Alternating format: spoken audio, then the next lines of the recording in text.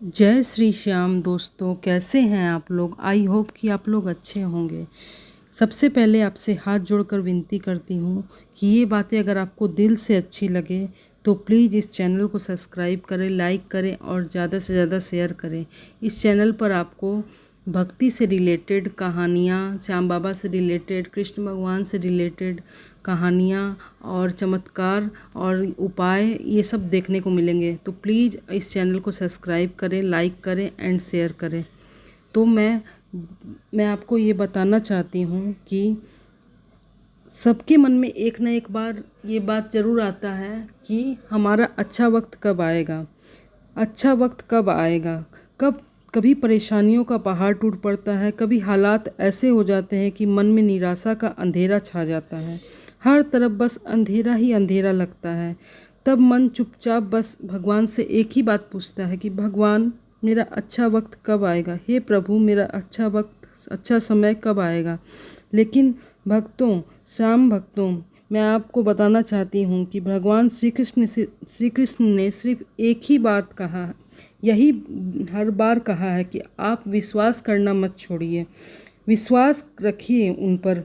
भगवान श्री कृष्ण ने अर्जुन से भी सिर्फ यही कहा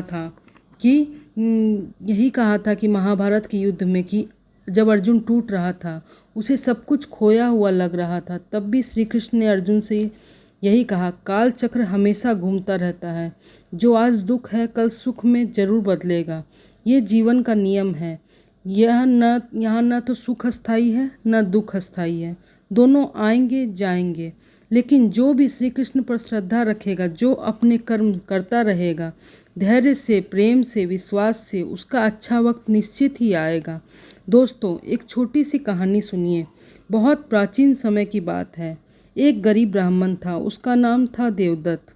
देवदत्त बहुत ही ईमानदार था और मेहनती था, और लेकिन भगवान ने उसे बहुत कठिनाइयों में डाला था। कभी उसे भोजन नहीं मिलता, कभी उसे बीमारी घेर लेती, कभी अपमान झेलना पड़ता। लोग हंसते थे उस पर और कहते थे, अरे तेरा भगवान तुझे देखता ही नहीं, छोड़ ये पूजा पाठ। लेकिन देवदत्त मुस्कुराता और कहता, भगवान सब देख रहे हैं, मेरा अच्छा वक्त जरूर आएगा।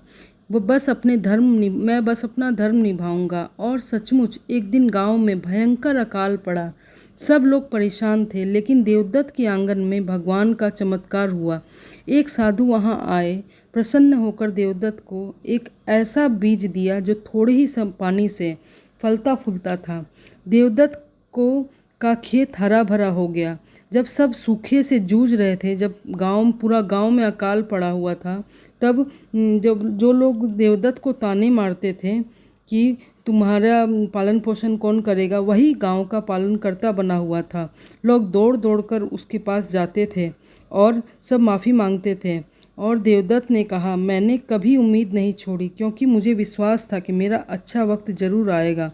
और दोस्तों, यदि भगवान श्री कृष्ण की सिखाई हुई बात, कर्म करते रहो, फल की चिंता मत करो। याद रखो, जो अच्छे वक्त की प्रतीक्षा करता है उसे अच्छा वक्त अवश्य ही मिलता है।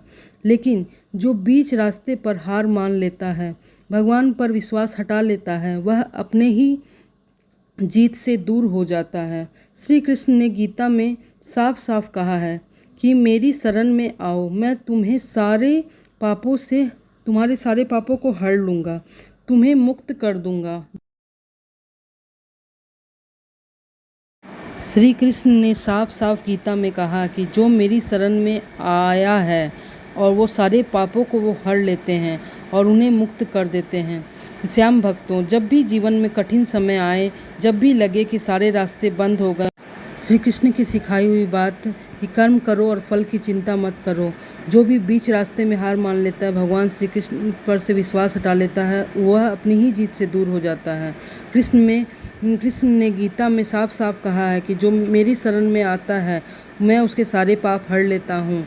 और उसे कठिन समय जब भी उसे लगे कि सारे रास्ते बंद हो गए हैं, तो बस आंखें बंद करे और वह बोले कि मैं श्री कृष्ण आपकी शरण में हूँ, और दिल से पुकारे कि श्री कृष्ण मैं आपकी शरण में हूँ। देखना, फिर ऐसा अद्भुत चमत्कार होगा कि आप सोच से भी परे हो।